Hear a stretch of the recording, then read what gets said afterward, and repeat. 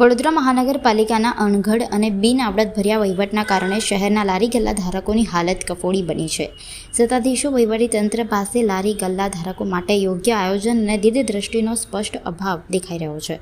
શહેરમાં street vendor પોલિસીનું અમલીકરણ કરવામાં આવતું નથી. કોર્પોરેશનની બેઠકમાં લારી ગલ્લા ધારકો માટે યોગ્ય આયોજનની માત્ર વાતો થાય છે, પણ જમીની સ્તર પર તેનો કોઈ અમલ થતો નથી. પરિણામે રોજ કમાઈને રોજ ખાતા લારી ગલ્લા ધારકોને અવારનવાર પાલિકાની દબાણ શાખાની હેરાનગતિ સહન કરવી પડે છે.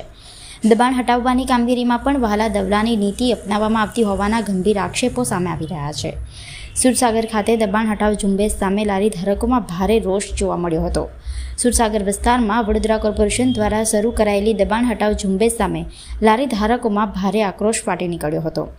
દબાણ શાખાની ટીમ લારી ગલ્લા હટાવવા પહોંચી ત્યારે સ્થળ પર ભારે હોબાળો મચી ગયો હતો અને તંત્ર વિરુદ્ધ નારા લગાવવામાં આવ્યા હતા.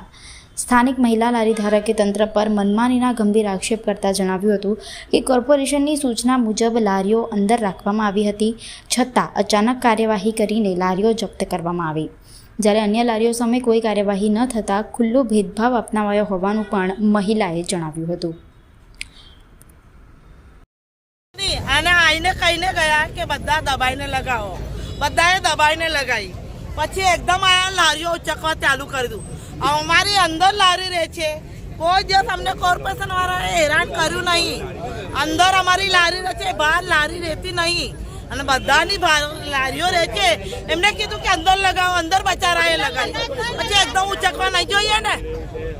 એકને કઈ બાજુ લારીઓ ચાલુ છે, તઈ ચાલુ છે. અમારી બધાની લારી બંધ કરાઈ.